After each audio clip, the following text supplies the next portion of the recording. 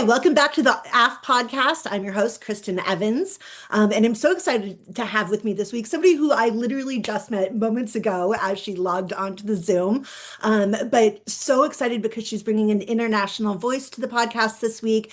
And even though she just told me that she fears she might be a little bit too junior compared to some of the other people that I've had on the show, that's exactly the point. So I'm really, really excited to have Melisa Tramannoni on the show this week. Melisa is the head of affiliate and partnerships at Mono Mono. And yeah, so excited to have you. Thank you so much for joining me this week, Melisa. Hello, Christian. Thank you for having me here. So I'm really excited to talk about the different subjects that we have today. Tell me how you got started in affiliate. I mean, I have a million questions, especially about working on the other side of the pond, but nobody ever gets started in affiliate on purpose. What was your journey and how did you enter the space? Sure, yeah, I think it's a very fun story. Um, because indeed I did my master's in digital marketing in Italy, and it's been 6 years now that I work in affiliate marketing. In the beginning, I just wanted to work in digital marketing overall, and I started looking at different posts. I was still living in Italy back then, and then I just got a call from a great company in France called Vestiaire Collective, which is a second-hand luxury company. I knew nothing about them. Like, I felt it was very luxury for me as well. But yeah, I got the job, and it was great to start meeting all these different partners and going to events, do some networking, and really, I think it's a good combination of analytical, but it's also very human-like. I think during the COVID, we didn't see that much, but yeah, I think it's yeah, you get there by luck, let's say, but it's really passionate. Yeah, it's definitely one of, I mean, for me, and I know people know this, but once I tripped in, fell into the industry, there's no turning back for me. I love working in this industry, and I think that there are a lot of people that kind of do that. Like they discover it and they're like, oh wow, this is like it's fun, but it's challenging, but it's there's always something new to it. And yeah, what have been some of the like fun, challenging things that you've been able to do in your past couple of roles? Any like campaigns that stand out that you absolutely loved working on? So I would say one of the biggest one is like breaking the internal thought in the company that all this was, always marketing is a bit just selling a partnership. Let's say it's like, oh, one of my biggest achievements was at Bestia Collective. We just launched the affiliate partnerships. We started in Europe, and actually year by year we started growing them. We add new partners in the US and in Asia. Right now, it's a huge program. I'm not there anymore, but I still follow them, and it's great to see how it's going. Um, a fun souvenir that I have, I would say it's my very first affiliate meeting. Um, it happened in Paris already when I moved there, and I didn't expect to be so international. Like, we had people coming from everywhere in Europe. We had people coming from the US. We had people from Shoprite coming from Hong Kong or Singapore at the time, and it was very very international.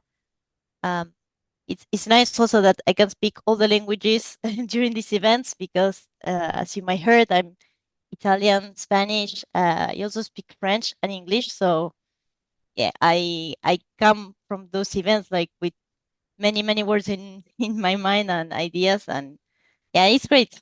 I love that. I love that. I was looking at your LinkedIn profile because I stalk as I do.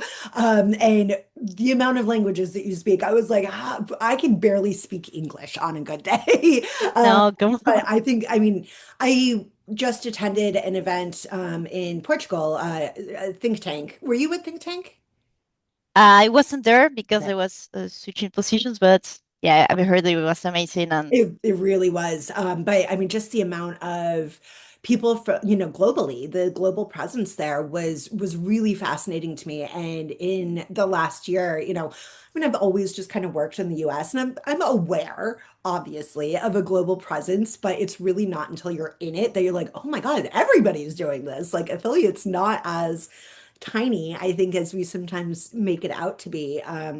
But between IPX in Shenzhen, China, and then Global Think Tank, I was just kind of blown away at really how deep the industry goes, and how vast it is. And I think sometimes in the US in particular, we kind of forget about that. We get so siloed. I mean, affiliate is already very siloed as is, but then we get even more siloed, by geo. And it's really fun to learn about kind of the global presence of it. Talk to me about, you've moved kind of all over everywhere. And so you're from Italy. You're currently in Marseille, correct? France? In Marseille, yes, in south of France, Um, yes. uh, Talk to me about what that's been like, kind of moving, across countries and maintaining, obviously working in the affiliate space. What's your experience been there? Oh yeah, here's another fun fact. Actually, I'm Argentinian, but I've been living in Italy for forever, Okay. and it's been 5 years. I've been living in France actually,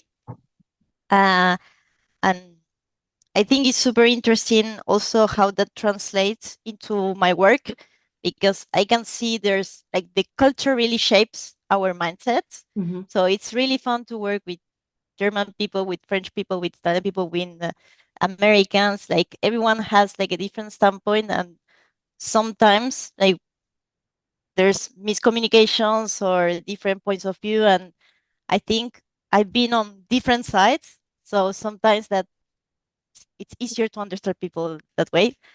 And you also can see that in the affiliate programs. You see that the users, the customers have different needs, and they go search for different um, things in the programs. For example, in Italy and in Spain, we're really looking for the best deals. We're really looking for content about which is the best products and where to get it the cheapest.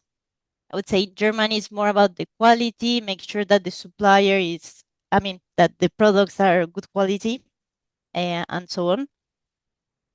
So I think it's very, all of our cultures are very diverse, and also that translates into the way of working and different affiliate programs. That's fascinating. I mean, again, it's kind of one of those things that like you don't know what you don't know. In the United States, people are very much like either deal or quality content, and not a whole lot of advertisers are kind of everything in between. But it's also very interesting how specific consumer behavior is different in different countries, different regions. I had no idea. Thank you for teaching me something. So I recently, Sure. just last year, kind of got bit by the European travel bug. I have mentioned this a couple times, and I will continue to mention it forever because it was like the best trip of my life. I got to go to Paris to see Taylor Swift last year, which was Oh just my God. phenomenal, amazing, blew my mind. And then a few months after that, I was asked to go speak at IPX in Shenzhen, China. And then I just got back from Portugal for Think Tank. I had never been overseas in my life up Oh, until wow, really? I've been to You went from Mexico. nothing to everything, like Yeah, in a literally. couple And months. now it's all I want to do. One of my friends from high school, actually, she's a travel designer and she just turned 40 and her goal was to hit 40 countries by the time she turned 40. So she and her family just took this epic trip. They went to Iceland, and then they went to Italy, they went to Spain, and then they took a Disney cruise, kind of all over Europe. And that's all I want to do now. I just want to I just want to go to Europe all of the time. It's amazing. I'm very, very Yeah, jealous. once you start, it's really hard to stop. Like, It's so hard to stop. My kid, I just took him to Disneyland for spring break for the first time, and he came up to me the other day and he's like, "Mom, you like Paris, right?" And I was like, "Yeah." And he's like, "Well, I like Disneyland, so we could go to Disneyland Paris." like the perfect marriage. Smart kids, smart. Um, So, especially given your global positioning, what is one of the biggest challenges that you've had to overcome in this industry? That's a really good question. I would say it's always like a human thing, like how you manage expectations. Mm, Because I mean, every manager, they again, we go back to the culture. I think we have different expectations based from our own mindsets. So it's different how you manage expectations from, let's say, at this year we used to think about the like the American customer, the Asian customer, the European customer, and you have to different manage their expectations. I don't want to generalize, but I would say in Europe, it's really about building a relationship, making sure that the customer trusts you, make sure that the delivery works well. Um, in America, it was a bit more of we need to hit the numbers, ramp up, and make sure that we stay up with the expectations. And so, yeah, I would say that that's the most because it really changes from one continent to the other. yeah, that's so fascinating to me. What's your favorite part about being in affiliate marketing? So what I really like is that it's really a mix of analytics and the relationship part. I really like the relationship part. I think after COVID, it really changed because when I started, it was just right after just before COVID. So I was there when the change happened, and it's nice to see that we're getting slowly back to the in-person meetings. Yeah, that's the nice things. And also I have this analytical part of my brain, the numbers, and what I really like is a good mix because sometimes there's still the cliche that marketing is just about talking, and especially in affiliation and performance marketing overall, you can show with the numbers, with graphs that this is working. Yes, I meet this person, I meet this partner, but you see over the years that translates into numbers as well. That's one of my favorite parts as well is like you have the data to tell the story about how you built the relationship. And I think that that's super fun, especially when you can enact those relationships across multiple brands and across multiple campaigns. And like it just really it deepens the value, I feel like, being able to kind of justify all of the work that you put into building the relationship. Yeah, I'm a relationships person first, but like the data makes everything make sense to me. And I really enjoy that. Um, how is the European market? I know in the US, women are largely kind of at the forefront of executing on accounts. We're really the account managers, relationship builders, etc. And then men are generally in like the positions of leadership, CEOs, founders, etc. Do you find it similar over in Europe? Do you find that build kind of to be the same? I mean, I would say if you look at it as a glance, it looks quite similar, but then we have some specificities, of course. I would say that, yeah, it's still mostly the women who lead this industry, they in Europe as well. But I would say overall in the companies, like it's a bit more um, equivalent. Let's Okay. say it's more fair between men and women. Um, and even if you go up in the to top management, you still see many men. But nice to see that slowly we see more women in management and voices, women's voices are heard more. And also, I like that having a women CMO, it Mhm. really changes the perspective. Also, because I mean, this type of missions and these types of roles are also more valued within the companies. Like you have someone who sponsors you and sponsors your uh, work universe. Mhm. So yeah, you can see it's kind. Let's say at a glance it looks similar, but we have these local differences. I love that. I love that. I think that yeah, it's the sponsorship, very much sounds like a mentorship, where, I mean, I've had multiple mentors, female mentors over the industry. Carolyn Kmet, who, is just a legend in the space. More recently, Stephanie Robbins, Amy Scanlon, and Karen Garcia are really like people that I love learning from who I feel like have done such a good job of really breaking through those ceilings and being phenomenal leaders in the space. Um, what is the be what is the best piece of advice that you would give to your past self to help you deal with some of the challenges that you faced in the industry? Um, they, this is something that we talk a lot about within Mano Mano. We have a lot of motivational talks and things like that, and it's to leave the imposter syndrome at the door. Mhm. Um, we hear quite a lot about the imposter syndrome, but what we don't know is that can happen at any level, even if you're a seasoned marketer with 15 years experience, or if you're like an intern with 1 or 2 years in your pocket. Um, we can always feel like that, and it's important that we know how to overcome. It's important to know that many people feel like that. It's just that some of them are better at hiding it than others. And what I've learned also from all the traveling and all the experiences is that we always need to stay open-minded and take everything as a learning experience. Like everything has something to teach us. Mhm.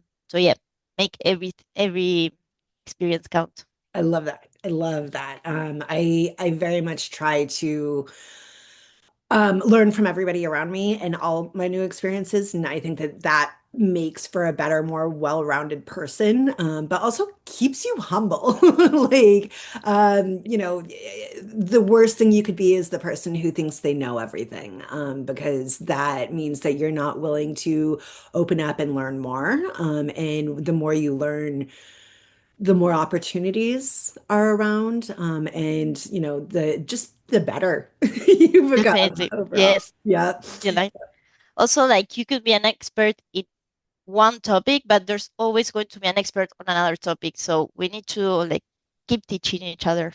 Yeah, what's that Yeah. saying?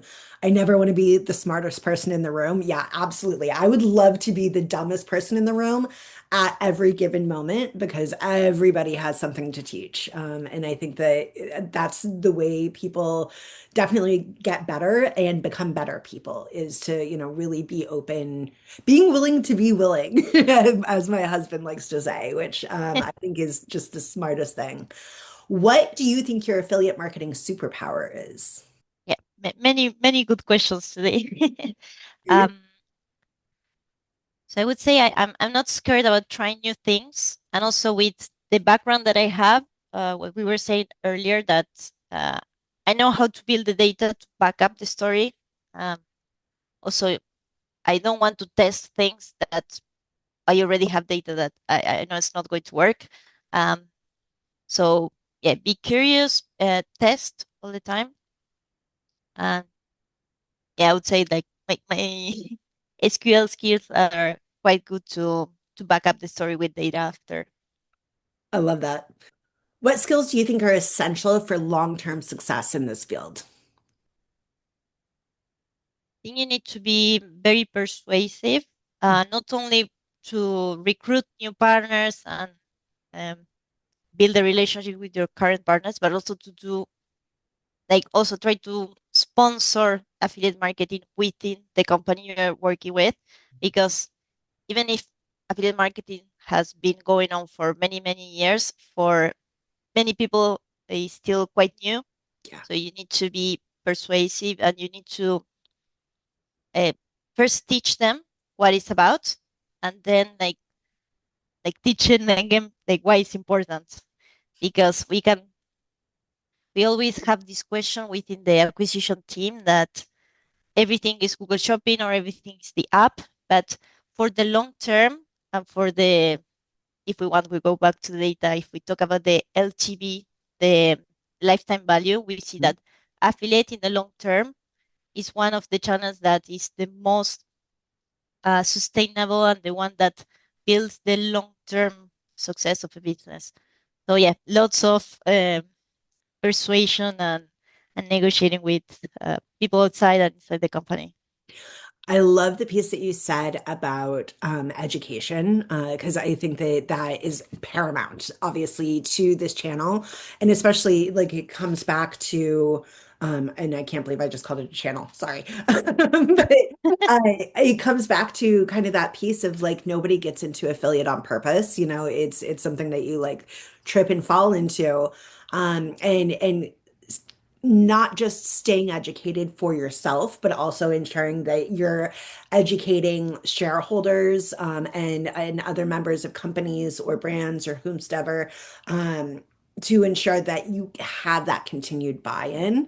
But also, education allows you to make better decisions. You know, so you're empowered to make the decisions that are best for the company, for the partners, all of that, when you actually know what's going on. So, yeah, 100% on that. Definitely. I Yeah, always say that you need to be the first ambassador of your program. It's yeah, like if you need to buy to sell it to people yeah, and absolutely. sell it everywhere. Sell it everywhere. Shout it from the rooftops. If you could change one thing about the affiliate industry, what do you think it would be? Think you might heard recently a lot of discussions going on about honey and the Mm, process extensions. I think this is still linked to this prejudice that affiliates is just stealing traffic from other sources and just paying a commission. Um, so I would say I would like to change that stereotype. mm, That really going back to what we were saying before, like that's not the only thing that we have in the program, and also like I think that was misjudged as well. mm. So again, yeah, I would change a bit the stereotype, and again, I think there's more education that needs to be done. Um, I agree with that one. I think that a lot of times when people hear affiliate, they think of like Retail Me Not and Honey. And, you know, it's so much beyond that. Um, but it is also like those partners can come in very handy in programs, you know, and there are some programs that they are absolutely cut out for. It's just often those partnerships are mismanaged, and are not they're not working for the program, in the way that they could be. But yes, that all ultimately comes down to education, and also, yeah, that destigmatization of the industry, which, we do a lot of work toward with the Performance Marketing Association, which again comes back to education. But I think that, you know, affiliate still definitely has a little bit of a, scar on its back. And I think that we're working toward making it, you know, better known and more credible and trustworthy. But it's an ongoing battle.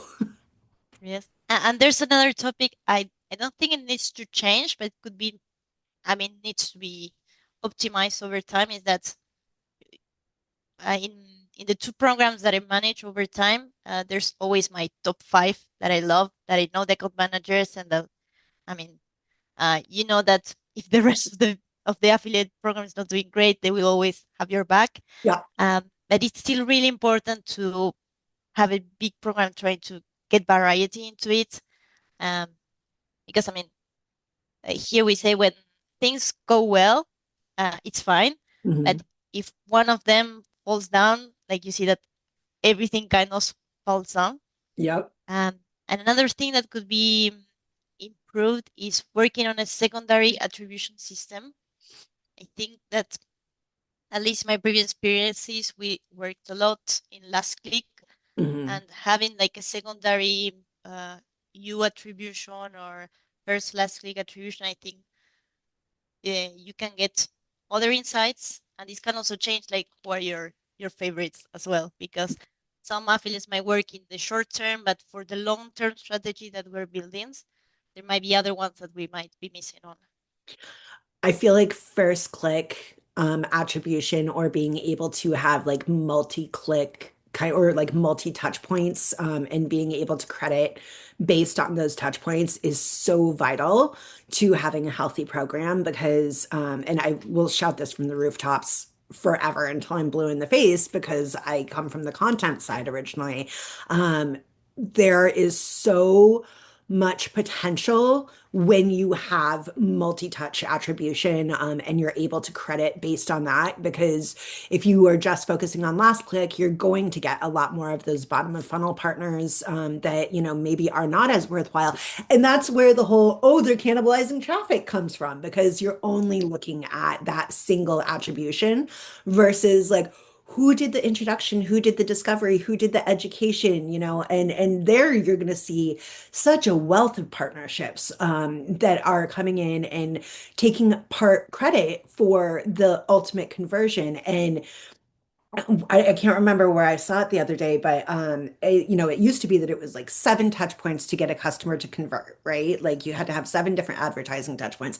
Now it's up to something like 18 different touch points in order to get a customer to convert. So if you're looking at, like you've got display ads, you've got billboards, you've got, all of those pieces, but then also just within affiliate, like how many different partners can be part of that conversion process? If you have 18, like you could have, 12 of those be affiliates. And if you're not at least giving a little bit of credit to the people who are really working toward that conversion, then you're not actually doing affiliate very well, and you're not valuing those partnerships.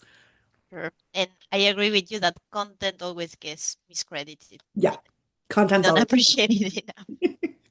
always king. Absolutely, 100%. So, as a woman in this industry, have you faced any specific barriers, for being able to,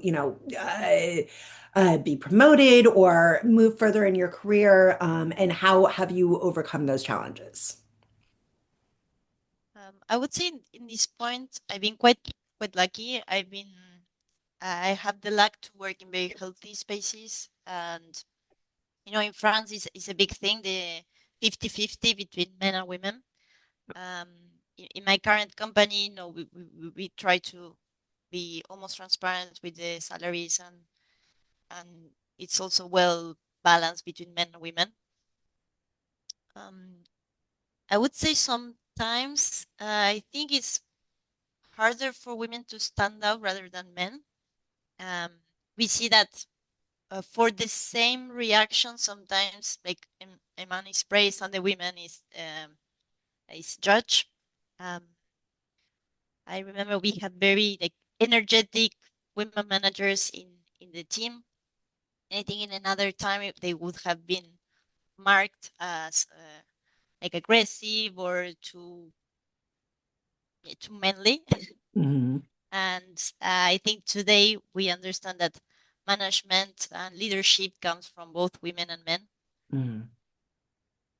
And yeah, so far I think I've been lucky. I work in very healthy spaces, but I know it's not the case for everyone. Sure, sure. I think Taylor Swift, again, years ago had an interview on Good Morning America, and this has been coming up recently since she bought her master's back. About how, if a man does something, it's strategic. If a woman does something, it's calculated, and it's very much like I see that with frequency. Like if a man is verbose and outgoing and like all of that, he's Definitely, fun. If a definitely. woman does it, she's crazy, and I think that that's always a challenge, that we are continually overcoming. But one of the things I personally try to do is live as loud as possible, which I think is fun, honestly. But yeah, I appreciate that insight, because that is kind of a constant challenge, I think, for us in this space, and not just in the space, just out in the world in general. All right, let's switch it up here. What is your conference outfit vibe? Oh, um, well, again, trying to not run by stereotypes. I always like to wear suits for the conferences. I'm not really the skirt person, a Same skirt girl. person. Same. Um, yeah, I try to. I have a big part of my wardrobe is in black, I have to say. But recently I've been trying to pick a more colorful outfit, like green, blue. Like I haven't yet tried pink, but I think I will try. I will try quite soon. You should Yeah, try pink, suits. and then you should share a photo with me. I'll do. Uh, I'll do. yeah, that would be awesome. A good suit is a staple for sure. I think that, if you can find a good suit and make it fun, that's kind of a mix of everything. Definitely. What's your favorite form of self-care? Self-care. This one it will be cliche, but I really like at the end of a hard day to put on a face mask, Hmm. with a peeling mask and just drink a tea. Like it's really very Yeah. stereotype. It really relaxes me. Yeah, absolutely. I mean, whatever you do to relax yourself is great. I love a good face mask. My favorite time to wear a face mask is on an airplane because my face gets so dry that, like, I know if I'm taking a long Oh, trip, just slap that baby on for a while and I feel fantastic after a while. Who has been your biggest role model or inspiration in the affiliate space or in marketing in general? that's a really good question. Um, I would say recently, I've been kind of looking up at Clara Shabazz. She's working. Well, we used to work together at Vestiaire Collective, and today she's the Minister of Intelligence in France. Hmm. So big step for her. She went to Harvard. She's very self-educated. But what I most remember about her is her kindness. She really treated everyone equally, no matter if you were the intern or the senior manager, and she let everyone speak and have a voice, and something that I really admire of her. And apart from that, she was brilliant, and she was really smart, but she didn't put you down. So That's fantastic. really nice. I love that. Looking into the future, what do you think affiliate marketing is going to look like in 5 years? Things are changing really fast, especially with AI. We see that Google is changing all this the search mode at the moment.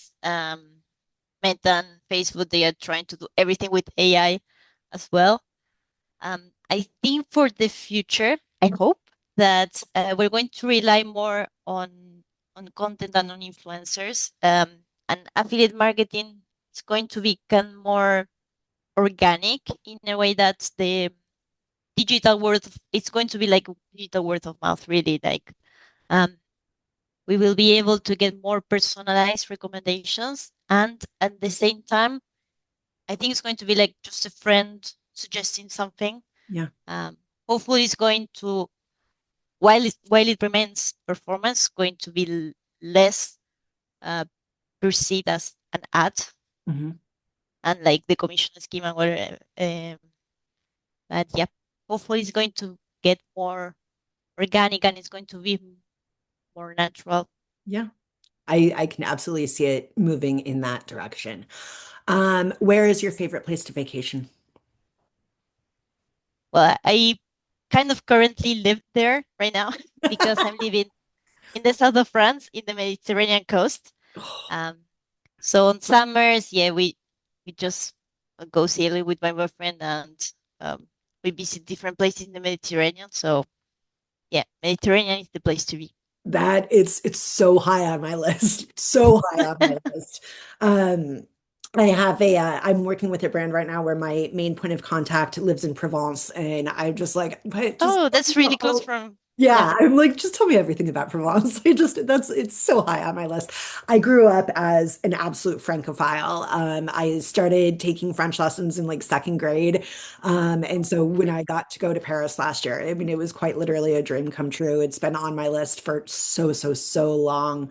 And I am absolutely dying to visit the south of France. It's like, it's Oh, so high great. on my list. Parlez-vous français? Un petit peu. Oh, perfect. Perfect. J'ai étudié en l'école pour 13 ans. Yeah. Very That's complicated. great. No, Very it's great. complicated. But yeah, it's funny because and again, coming back to you being multilingual, I tried to learn Spanish like years after I had started taking French, and my brain absolutely refuses to translate into Spanish. Like every single time, it just goes immediately to No, French. Yeah, and I'm just like, I you can't. break my heart.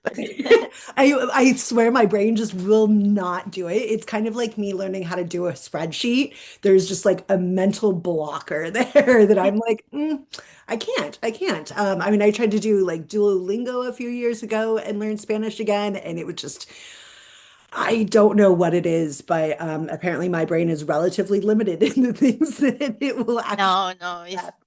yeah, it's true that it takes patience. Like Yeah, there are some days after work, after speaking four languages, that I have a bit of a headache. I won't lie here.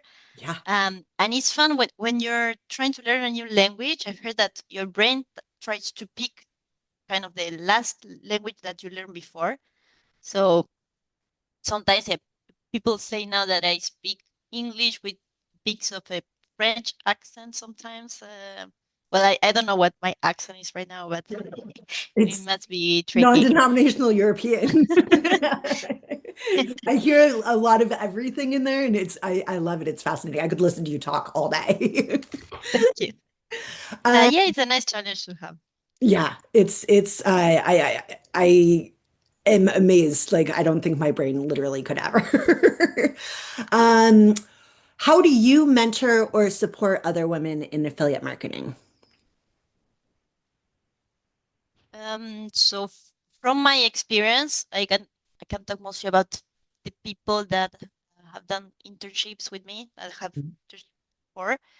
Um, I always tell them first to try to educate yourself as much as possible. Try to do many online courses and also to test different things because we were saying that no one comes to affiliation by choice. It's more a fate thing. And also, yeah, I think that they should try and see maybe affiliation is not for everyone. Some people really look the relational part and then pivot towards PR or like a more human-like branch. Or other people, I remember I have an intern who really like numbers, really like data, and he spent all day coding, for example. And well, we saw that in the end, affiliation was not for him, Mhm. actually. But what I always try to teach my intern is that I mean it's a learning experience as well. Yeah. So get the most of it, and you'll see later where it takes you. Yeah, absolutely. Absolutely. What is your hype music? That's a good one. So now it's my Argentinian heart speaking. So when I'm really stressed, I need to hear to Spanish music, Mhm. a bit of reggaeton, a bit of Yankee. I don't know why, but that really relaxes me. Sure. Uh, Maybe it's not very. You won't think you won't think that would happen, but yeah, it's like just a pause at home for 30 minutes and then up go back to Yeah, work.